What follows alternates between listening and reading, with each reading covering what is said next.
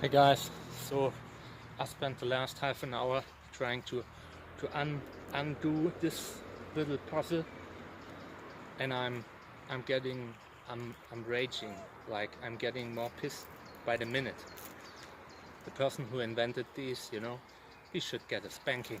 Like, what is this? Yeah, I mean, I undo this one thing here, and then then I have the same stuff at the bottom. Like, what's this supposed to be, I don't see myself knocking over any more trees in my life.